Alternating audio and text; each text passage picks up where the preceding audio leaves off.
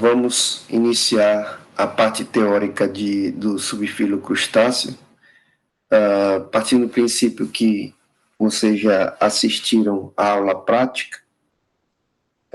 A gente vai rever alguns detalhes da anatomia externa do organismo nessas aulas que eu vou passar para vocês, para justamente facilitar e tirar as dúvidas referentes às estruturas do grupo. Então, o que a gente pode falar dos crustáceos é que, não sei se todos vocês assistiram os documentários, mas existe uma grande representatividade dentro do grupo, né, do grande grupo dos artrópoda, existe uma grande representatividade dos crustáceos, principalmente quando a gente analisa esse subfilo em termos de hábitat. Então, dentro dos artrópodes, vocês viram os hexápoda, por exemplo, né, os organismos que, teoricamente, invadiram o ambiente terrestre, mas dentro do ambiente aquático, seja ele ambiente de água doce, ambiente de água salgada, ambientes também hipersalinos, então a gente está acostumado, para quem é da região ali de Mossoró, já deve ter observado as fábricas, né, de produção de sal, as chamadas salinas, e essas regiões elas são caracterizadas por apresentarem uma diversidade muito grande, né, dentro das piscinas, né, dependendo da salinidade. E nas regiões de maiores salinidades, vocês vão ver a presença da Artemia salina, que é um crustáceo bem conhecido na área de cultivo. Nas próximas aulas eu vou mostrar para vocês sobre as principais características e algumas curiosidades da Artemia salina. Então, a gente pode concluir nessa parte introdutória que os crustáceos eles têm uma representação grande no ambiente marinho. Logicamente, cada um apresentará algumas características. Quando a gente pensa em termos fisiológicos, por exemplo, o ambiente marinho ele tem algumas características que diferem na estrutura adaptativa do animal. Quando a gente, por exemplo, compara um camarão de água salgada para um camarão de água doce, né, um caranguejo de água salgada, um caranguejo de água doce, mas também a gente tem a diversidade também alterando em várias posições batimétricas. Então, os crustáceos eles invadiram o ambiente de uma forma de grande êxito. Então, a gente vai encontrar esses organismos até nas áreas mais profundas, que são as zonas abissais, e também áreas de grandes altimetria, de altitude, né, aquelas lagoas em áreas, vamos dizer assim, de mais frias, por exemplo, né, nas montanhas. Além disso, a gente, dentro dos crustáceos, a gente tem um representante bem conhecido, que é o chamado tatuzinho de jardim, né, e o tatuzinho de jardim, ele é um grupo representativo aqui dentro dos crustáceos que vai ocorrer no ambiente terrestre, logicamente um ambiente terrestre, mas em áreas úmidas. É fácil a gente encontrar, principalmente em ambientes ricos em matéria orgânica, a gente vai encontrar esse crustáceozinho terrestre. Então, a diversidade é muito grande, a plasticidade desse organismo é muito grande, desse grupo é muito grande, e também tem as questões relacionadas às várias formas do organismo. Então, vocês estão vendo aí várias imagens, e cada um apresentando uma estrutura anatômica, né, sua forma corporal bem diversificada. Então, mas claramente vocês vão observar que os organismos mais conhecidos, que são as lagostas, os caranguejos, os camarões, os ermitões, esses são os grupos os animais que vocês mais conhecem eles vão ocorrer no ambiente de água salgada e doce. E eles vão variar de tamanho, eles vão variar em comparação ao indivíduo macho e fêmea, vai ocorrer o que nós chamamos de dimorfismo sexual.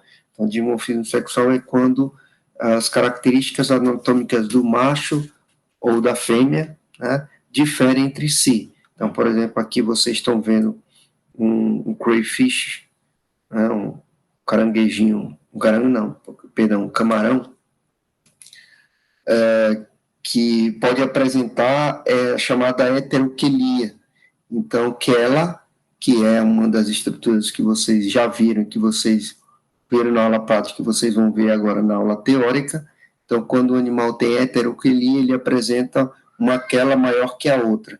Isso significa, né, que alguma coisa, né, ao longo do tempo, promoveu esta alteração para um benefício próprio, que no caso, em algumas situações que eu vou mostrar para vocês, isso está inserido no comportamento reprodutivo.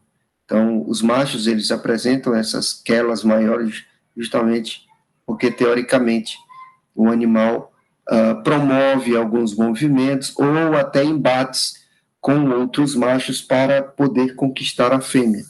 É uma característica bem interessante, o estudo de comportamento animal em crustáceos. É bem legal estudar comportamento em crustáceos que apresentam esses dimorfismos sexuais. Caranguejos, eles vão ter camarões, algumas espécies, lagostas, ermitões. Isso é um exemplo aí do que vai vir nesse conteúdo, tá? Existem também curiosidades, por exemplo, desse caranguejo aqui, que não é um caranguejo propriamente dito, ele está mais próximo de um ermitão do que um caranguejo, que é aquele caranguejo que ocorre em algumas ilhas, se não me engano, do Pacífico, que se alimentam de coco. Então, esse organismo ele tem uma capacidade de ficar muito tempo fora d'água, assim como os nossos caranguejos aqui, o goiamum, e esse animal, basicamente, ele vive perto de onde tem coqueiro. Ele se alimenta exatamente do subproduto do coqueiro. Tá? Então, ambientes aquáticos, terrestres, com formas diferenciadas, com tamanhos diferenciados, né? Então, a gente pode concluir que a variabilidade morfológica ela é muito grande. A gente vai encontrar animais que vivem na coluna d'água, por exemplo, em ambientes planctônicos, como é o caso da Daphnia, esse que vocês estão vendo aqui, a Artemia salina, que eu já comentei com vocês, né? Outros organismos que são sésseis, né? O Cirripédia, vocês vão ver também no conteúdo da disciplina esse grupo aí, que é um representante de animal que é césseo, né? Ele é de vida livre no momento em que é plâncton, no momento em que é larva, mas quando ele se torna um adulto, esse animal se fixa a algum substrato. Existem os animais que vivem sobre o substrato, né, como é o caso de ermitões, tá, como é o caso de alguns camarõezinhos que vivem junto também de corais, tá, e também aqueles que se enterram. Quando vocês, não sei se vocês já passaram por oceanografia, mas em oceanografia biótica, o professor deve ter comentado sobre os animais que se enterram. Então, tem os animais epibentônicos, que vivem acima do ambiente do substrato, e os animais que vivem enterrados, ou eles vivem no meio do sedimento. Então, por exemplo, esse estomatópoda é um animal que ele promove uma toca. Ele cria uma toca e ele vive lá dentro dessa toca. Esse aqui, que é baratinha, que o pessoal está acostumado a pegar na praia, em ambiente de mesolitoral, esse animal já vive no meio do sedimento. Então, existem os animais de meio fauna e os animais de infauna. Não sei se o professor de oceanografia já comentou isso com vocês, mas eu vou relembrar isso no decorrer do conteúdo dessa parte da disciplina. E, finalmente, né, como já comentamos, os que vivem no plâncton. Então, plâncton, vocês tiveram essa parte de oceanografia, são aqueles que vivem ao sabor da movimentação das correntes. Eles vivem na coluna d'água. O máximo que eles fazem é o deslocamento horizontal da coluna, ou seja, na superfície ou mais profundo. A quantidade de plâncton marinho e plâncton de água doce, a diversidade, ela é altíssima, tá? E serve de alimento, serve de energia na cadeia trófica marinha. Então, dá para a gente ver a grande diversidade do grupo e a importância, tanto ecológica quanto econômica. Né? No ambiente marinho, a gente tem vários animais que servem de alimento para outros, que é o caso de cultivo de camarão, como a Artemia salina, e também os animais que servem para alimentação do homem, que é o caso do camarão. Aqui no Brasil, a gente tem uma espécie exótica, tá? Que é o Peneus vanamei. Eu vou mostrar mais detalhadamente nas próximas aulas, mas não é só o camarão que serve de alimento. A gente tem o caranguejo, o sá, por exemplo, o caranguejo, o goiamum.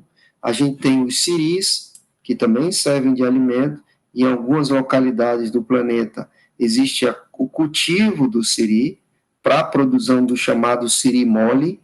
Então, o siri, quando ele perde o exoesqueleto rígido, ele é comercializado mole, onde basicamente você consegue se alimentar de todo o animal. Não precisa fazer o manejo, né, a limpeza do esqueleto rígido para poder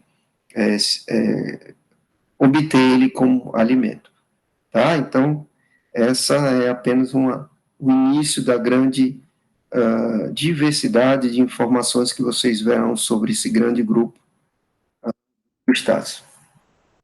Então, como eu aqui já adiantei um monte de coisa, né? Então, a gente tem a variedade muito grande morfológica, como vocês vêm observando durante essa aula, tá? Desde os animais sésseis, que é o caso das cracas, os cirripédias, esse grupo que vocês estão vendo aqui, vocês devem perceber em algum momento na praia, em algumas imagens de baleia, a baleia apresentando o cirripédia fixada na pele, né, na derme.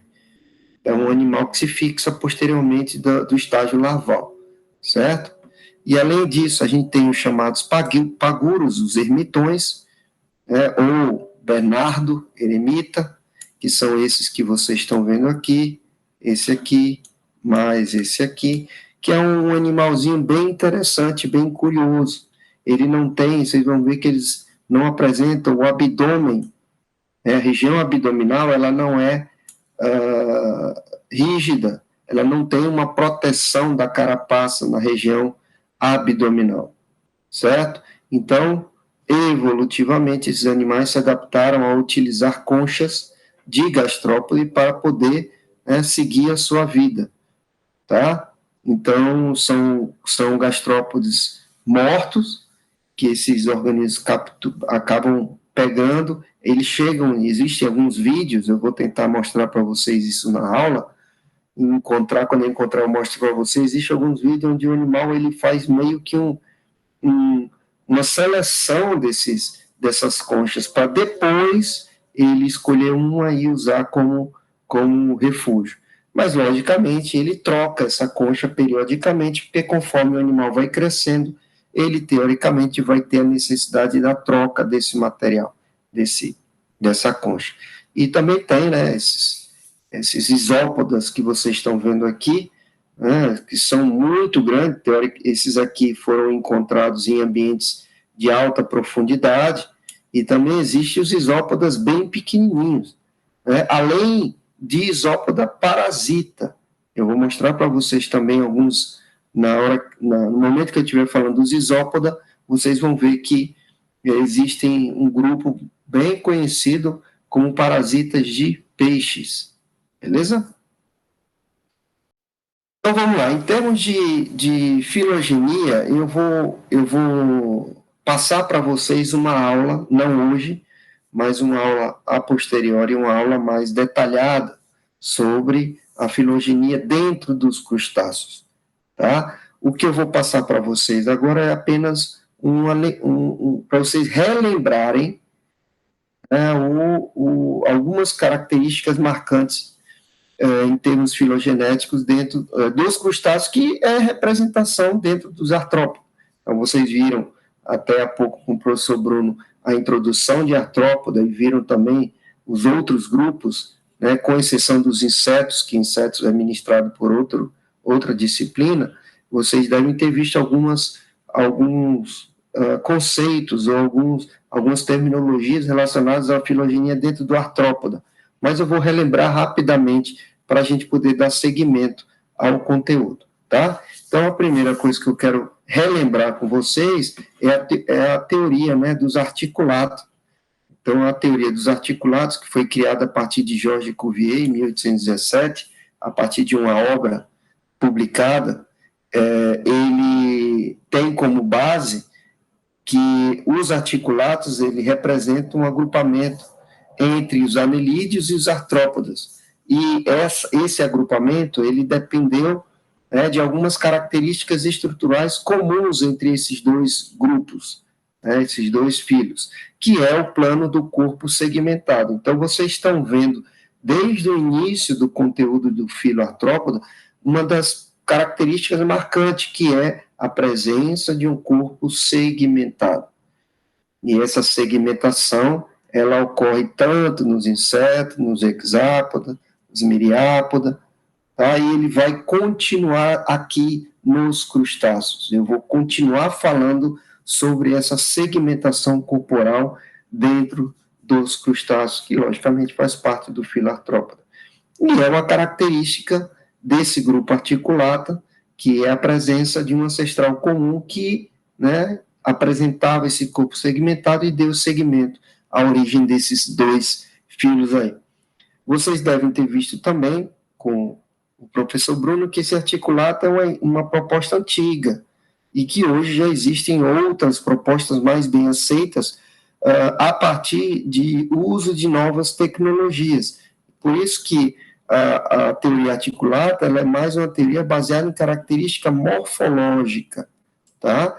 E as novas teorias, que o professor Bruno deve ter comentado com vocês, como é o caso, por exemplo, do panartrópoda, é já uma proposta mais nova, tá? Onde, a partir de novas tecnologias, utilizando também análises moleculares desses grupos, foi obtida uma nova proposta, e a nova proposta do chamado superfilo panartrópoda, onde ele agrupa agora, né, os artrópoda, junto com os tardígrada, os unicófora, que foram grupos que o professor Bruno deve ter comentado com vocês já.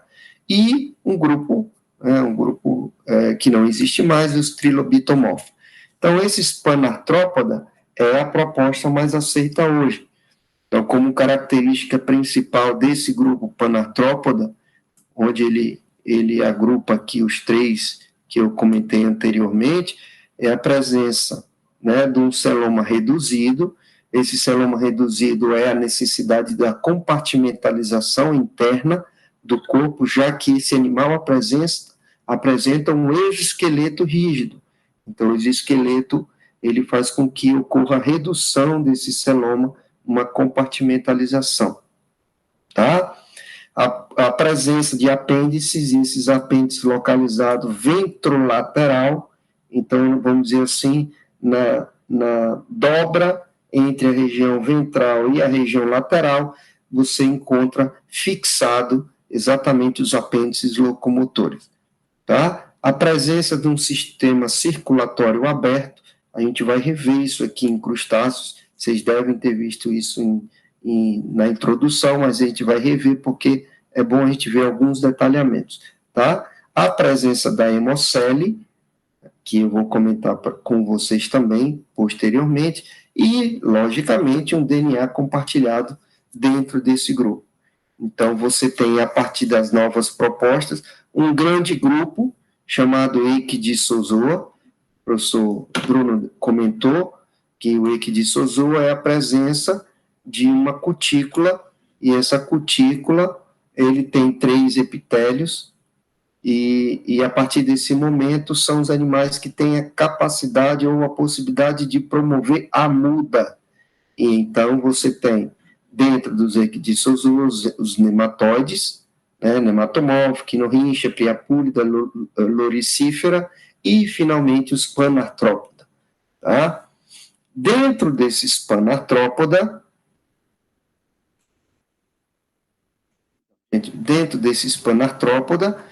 a gente vai ter, logicamente, os crustáceos. Né? Os crustáceos eles vão estar dentro dos artrópoda, né? E aí a gente vai ter as características particulares do grupo e a filogenia dentro desse grupo. Então, eu vou mostrar para vocês isso posteriormente. Mas é um grupo mega diverso, existe a dificuldade de se estudar e analisar suas relações filogenéticas, tá? E a partir de Higger et al. 2005, foi ele que começou, né, a proposta do chamado pancrustácea. Tá? Então, existe um grande grupo dentro dos artrópoda, né, e foi criado a partir de 2005. Higger publicou um artigo em 2005, também publicou em 2010, e outros colegas publicaram alguns livros, alguns artigos reforçando essa proposta inicial de Higger et al. Então, foi o primeiro a falar sobre os chamados pancrustáceos, onde ele agrupa os crustáceos e os hexápoda. Vou falar sobre isso na outra aula, tá? Então, a gente tem aqui só uma parte introdutória, o grande grupo dos artrópoda, onde você tem os miriápoda, os queliceratas, comentados pelo professor Bruno, os hexápoda, que vai ser conteúdo de outra disciplina, e agora os crustáceos. Então, dentro dos crustáceos, é o foco principal do nosso estudo. E, basicamente, eles vão compartilhar algumas características que fazem com que insira esse grande grupo pancrustáceo, um grupo irmão entre crustáceos e os hexápoda, deixando os quelicerata e miriápoda mais de lado dentro dos artrópoda. Mas dividindo entre os hexápoda e crustáceo é o DNA, o cérebro tripartito, divisão do cérebro em 3 partes, e outras características que a gente vai ver, tá? Os pancrustáceos também, ele podem ser chamados de tetraconata. Eu acho que o professor deve ter falado, Bruno, o tetraconata, porque faz parte de características específicas da estrutura de visão desses animais, que é o omatídeo, que é o olho composto. Então, são esses omatídeos, grupo de omatídeos, e esses omatídeos, entre crustáceos e hexápodos, apresentam características semelhantes.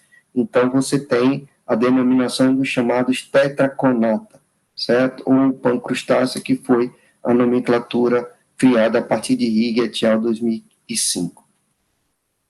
Tá? Então, vamos lá.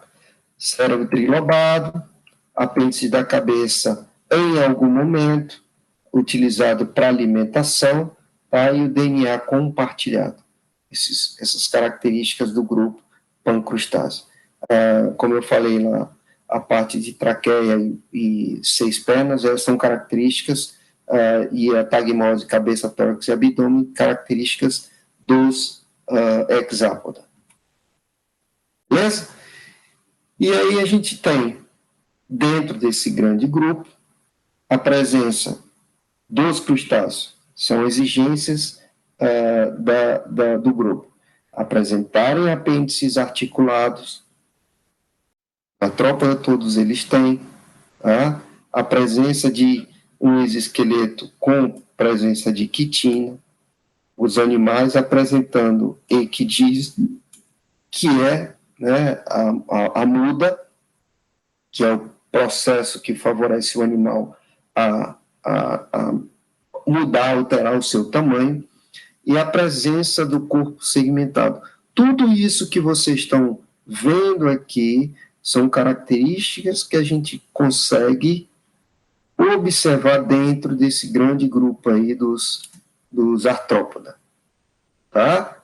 E o que eu vou fazer com vocês é mostrar agora características únicas dentro dos crustáceos, tá?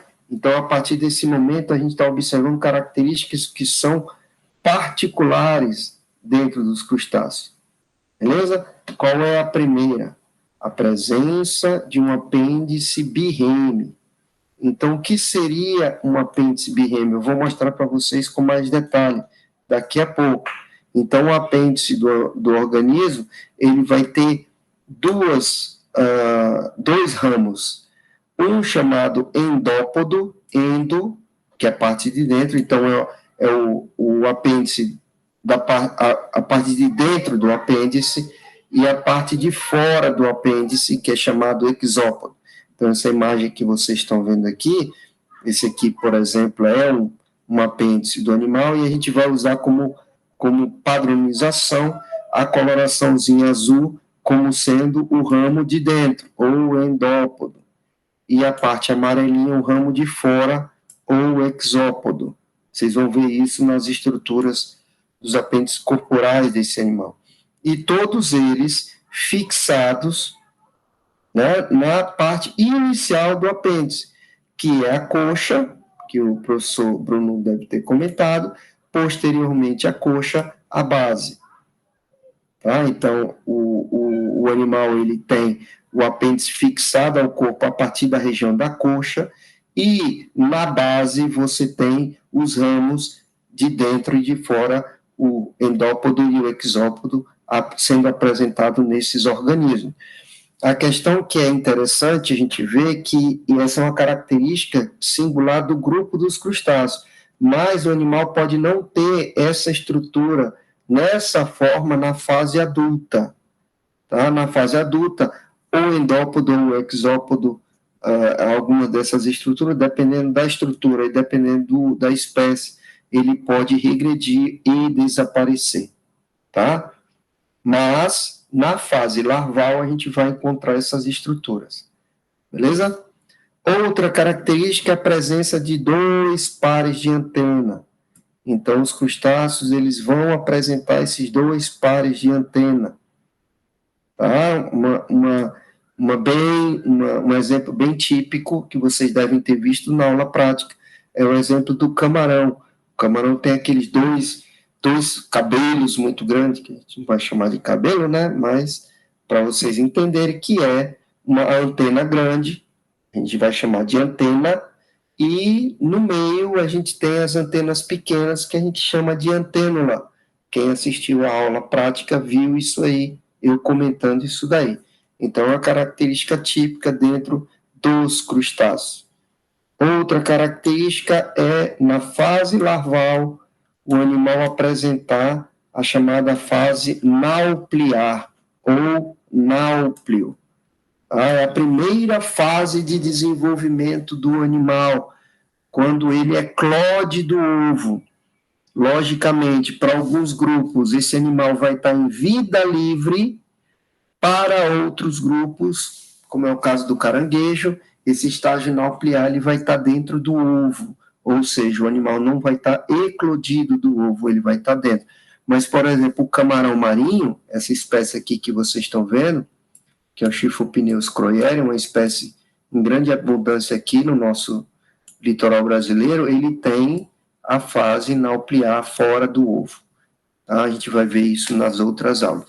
E, finalmente, a presença de um corpo segmentado, que é uma característica dentro do artrópode, e a gente consegue ver claramente isso como exemplo típico, modelo típico nos camarões, mas a gente vai ver isso em todos os crustáceos, ou presencial ou não presencial, tá? De forma evidente ou não. Aqui você vê, por exemplo, na região abdominal um segmento bem visível, mas na região cefalotorácica a gente não consegue observar essa segmentação externamente.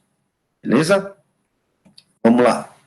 E aí, como é uma característica do grupo, a gente vai ter a presença da tagmose. Então, a partir da principal característica, os animais apresentando né, uma cabeça segmentada e um tronco segmentado, dentro dos crustáceos, a gente vai ter na região cefálica ou a cabeça uma segmentação apresentando 5 segmentos. Tá? Então, a cabeça desses organismos ele vai estar dividido em 5 segmentos. E, logicamente, cada segmento desse vai apresentar um par de apêndices.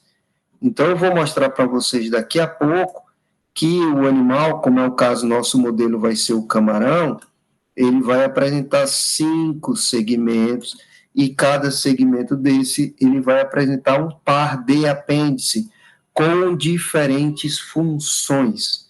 Tá? Então, a gente vai encontrar essa característica dentro do grupo. Tá? Outros, como é o caso dos Eumalacostraca, eles vão ter não uma cabeça, mas um chamado cefalotórax, que é exatamente a junção entre a cabeça e a região torácica, onde alguns grupos no crustáceo vai ter a região do péreon e a região do pléon.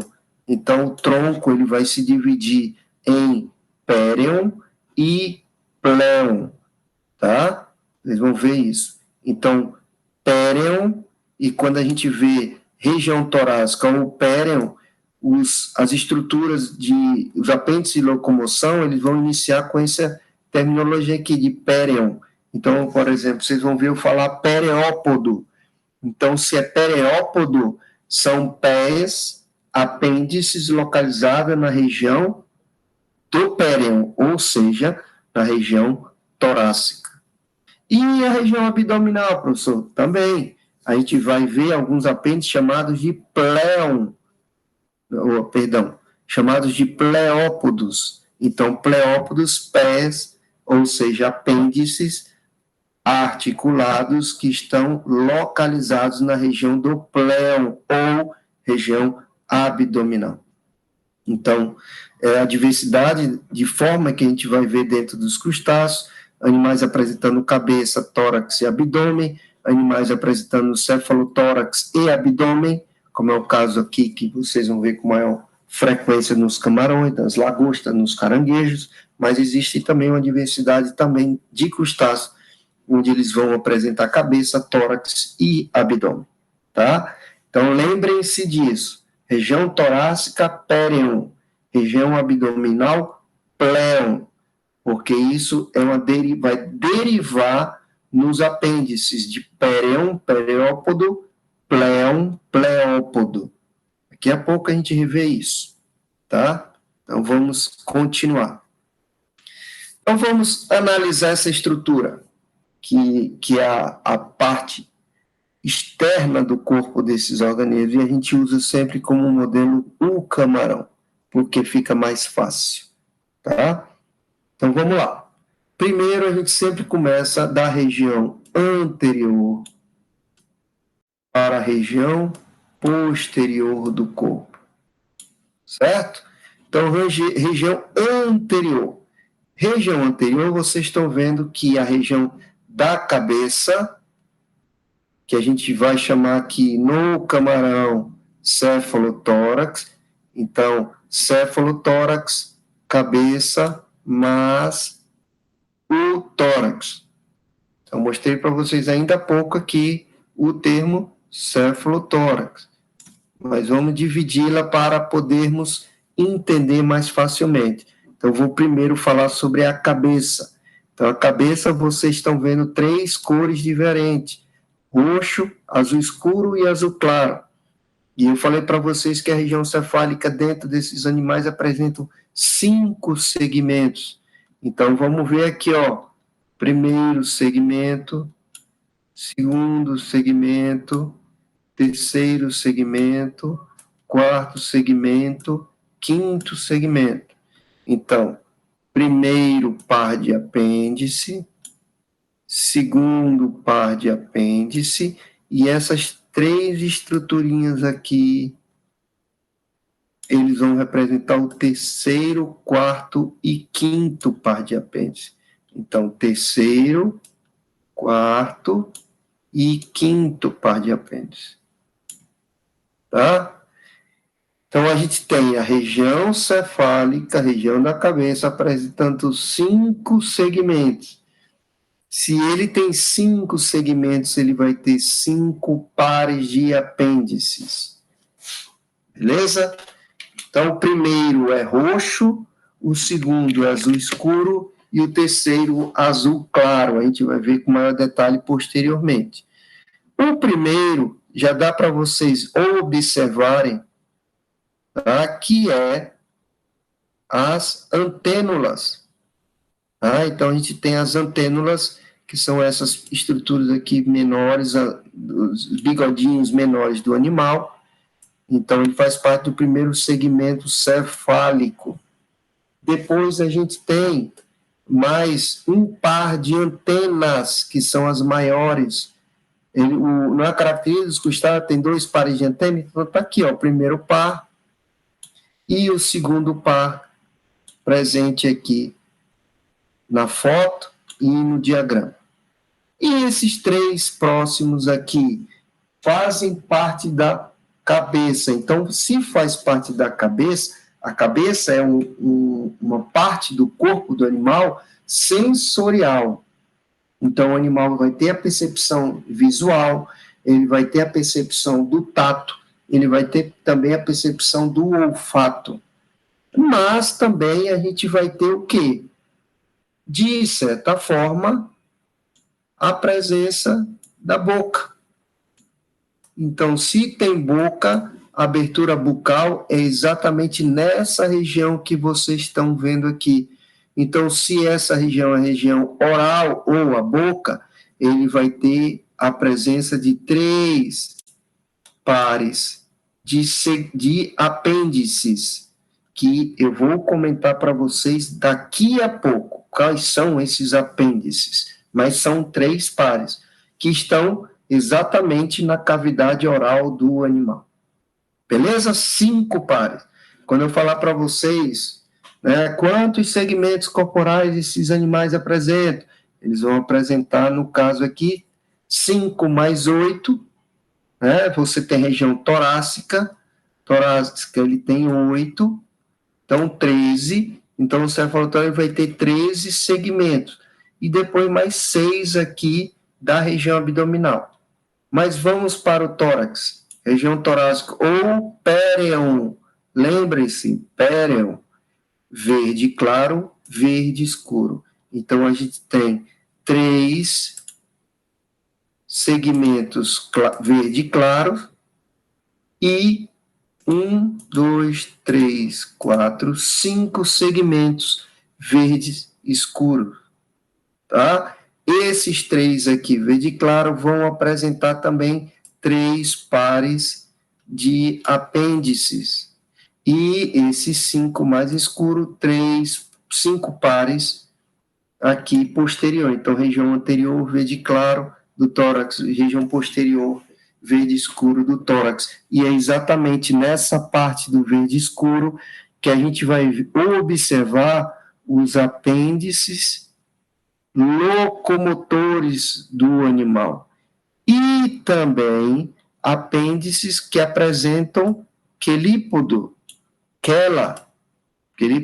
quelas, tá? São apêndices para manuseio de material, seja ele alimento, seja ele qualquer outra estrutura. Então, observe que nessa região posterior do corpo do animal, a gente vai verificar apêndices maiores, que são os apêndices de locomoção e quelas, tá? As anteriores, de verde claro aqui, eu vou mostrar daqui a pouco para vocês a nomenclatura e as funções. E, finalmente, né, para finalizarmos, 1, 2, 3, 4, 5, 6. 6, horrível, mas tudo bem. 6 segmentos abdominais. Região do pléon, segmentos abdominais. Então, a gente vai ver essa morfologia dentro dos crustáceos. Essas características elas vão ser repetidas dentro dos crustáceos, e eu vou mostrar para vocês isso daí. Tá? Mas quais são esses apêndices que eu venho falando com vocês? Então, primeiro vamos ver da região da cabeça. Tá? Então, na região da cabeça, a gente tem o primeiro par de antenas, elas são menores, então são as antênulas, e, posteriormente, o segundo par de antenas. Tem a função sensorial, a função de percepção tanto de tato, mas também, né, de percepção de odor. Tá? Então, a gente tem primeiro par chamado de antênula, segundo par chamado de antena. Tá? Isso aqui na região cefálica. Tá? E, finalmente, a região oral. Tudo isso aqui que vocês estão vendo, coloridinho, em preto, verde claro, vermelho, tudo isso aqui são apêndices localizados na região bucal. E a gente chama de mandíbula, tá? E maxilas. Então, mandíbulas e maxilas são estruturas localizadas na região bucal, e se está na região bucal, serve para triturar alimento, serve para filtrar o alimento, como é o caso dos caranguejos de manguezal. Eles têm cerdas muito grandes nessa região dos apêndices bucais e serve justamente para filtrar, selecionar o alimento. Ele retira a matéria orgânica, ingere a matéria orgânica e joga para fora o sedimento a partir de bolinhas, chamadas pellets. Tá? Então, a gente tem, primeiro, mandíbula, um par de mandíbula, que está aqui. É o par da mandíbula, essas estruturazinhas mais internas que vocês estão vendo aqui. Posteriormente, sobreposto acima da mandíbula, o primeiro par de maxila e o segundo par de maxilas. É igual à antena. O primeiro par é menor, então a gente chama de maxilar. O segundo par é maior, a gente chama de maxila. Então, a região cefálica vai ter o primeiro par de apêndice, antênula, segundo, antena, terceiro, um par de mandíbula, quarto, as pares de maxílulas e quinto, pares de maxilas. Essa é a região cefálica. Tá? E agora, a gente vai ver a região torácica. Então, na região torácica, então eu vou fazer um corte aqui, ó. Um corte aqui para a gente dividir aqui a região da cabeça, essa região da cabeça, e a gente discutiu, tá? Deixa eu apagar.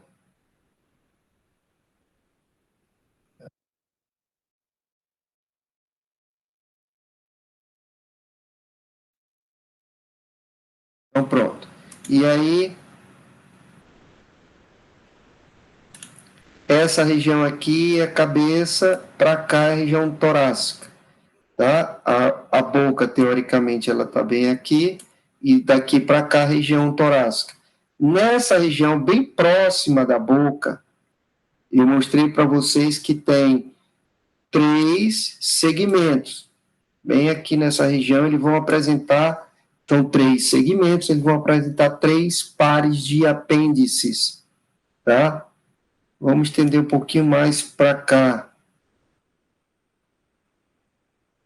tá? Que aí a gente tem a inserção do maxilípede maior.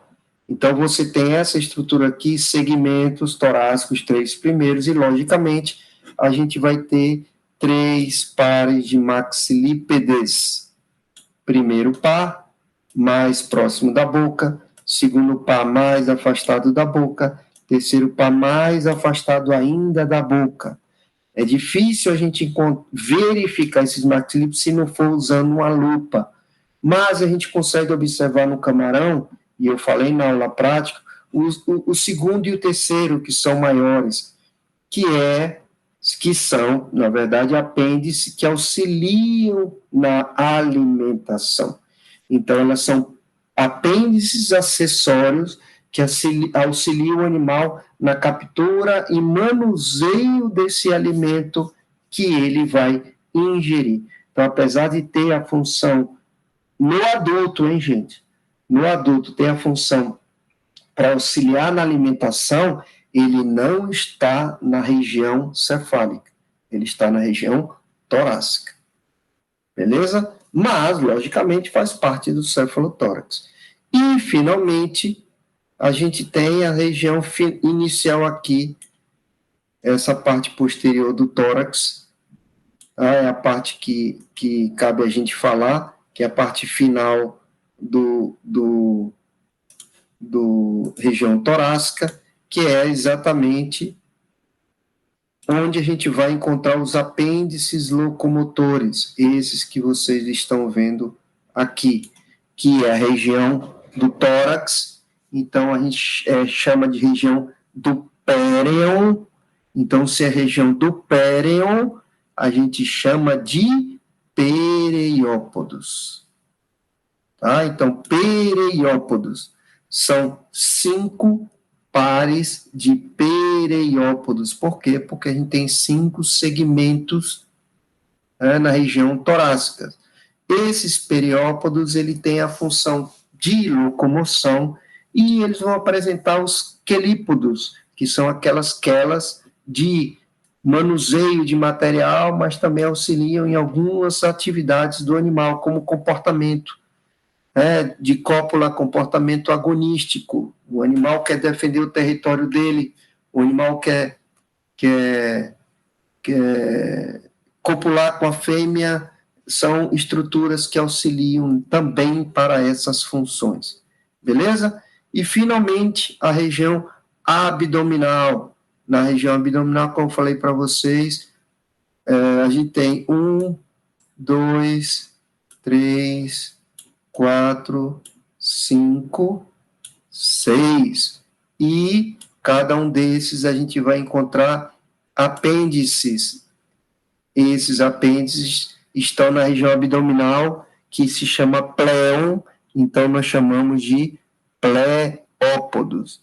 Com exceção do último, o sexto, ele tem uma modificação que é chamado leque caudal, que é formado pelos urópodos e o telson, que é uma estrutura central. Então, no meio tem um telson, lateralmente a gente vai encontrar os urópodos, que a gente chama de leque caudal, que auxilia o animal, por exemplo, na fuga.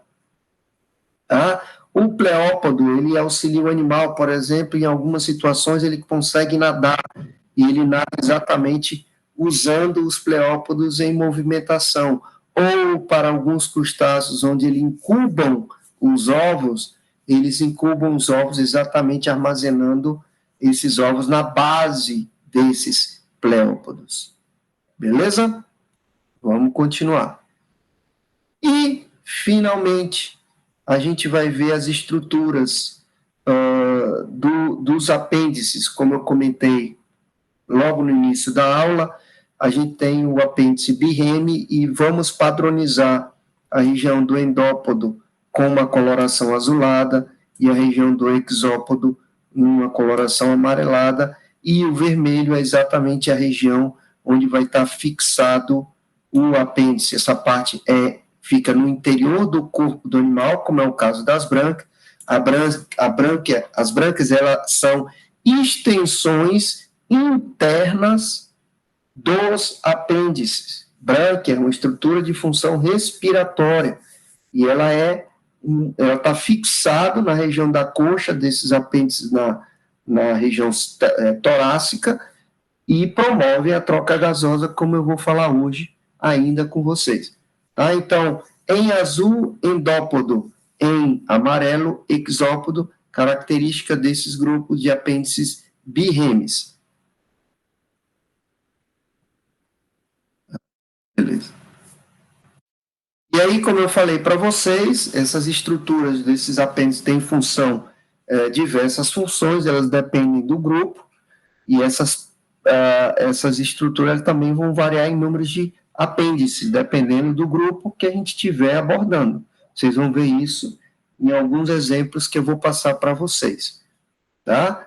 E as estruturas, esses apêndices, dá para visualizar claramente as diferentes formas e também as variações de tamanho e de forma da região do endópodo e do exópodo. Beleza? Então, por exemplo, na região das antênulas, a gente tem basicamente só a estrutura pequena, sem a presença do exópodo e do endópodo. Já nas antenas, principalmente em camarões, a gente vai ter a presença da parte da antena em si.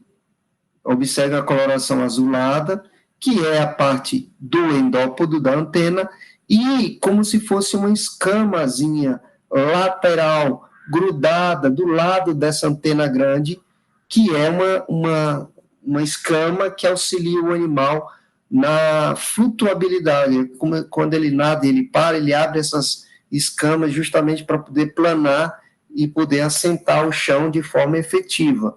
Eu comentei isso, se eu não me engano, eu comentei isso na aula prática. A gente tem as mandíbulas apresentando somente o azulzinho, que é a parte do endópodo, a primeira maxila apresentando também só o endópodo, a segunda maxila apresentando endópodo e exópodo, e assim sucessivamente. Dá para observar que existem variações. Maxilípede, endópodo, exópodo, segundo maxilípede a mesma coisa, terceira a mesma coisa. E agora que é interessante, a maioria dos apêndices de locomoção só há evidência do desenvolvimento do endópodo. O exópodo sofreu regressão durante seu desenvolvimento. Então, o quelípodo só é um endópodo, os periópodos também só são os endópodos. Então, dá para ver claramente só a presença do azul, as estruturas de locomoção na região torácica, a presença apenas do endópodo. Enquanto na região abdominal, a gente vai encontrar variações tanto de presença de endópodo exclusivamente, ou presença de endópodo e exópodo. Então, por exemplo, algumas espécies de camarão de água doce, ou alguns lagostins, o macho ele vai ter endópodo e exópodo, que é uma estrutura dicopular, e a fêmea ele só vai ter a região do endópodo. Então, vai variar também dependendo da característica, se o organismo ele é um macho ou uma fêmea. E, finalmente, o urópodo, que ela tem como característica esse leque caudal, 2 pares, um de cada lado, e é um endópodo e um exópodo. Então, característica típica desses organismos aí.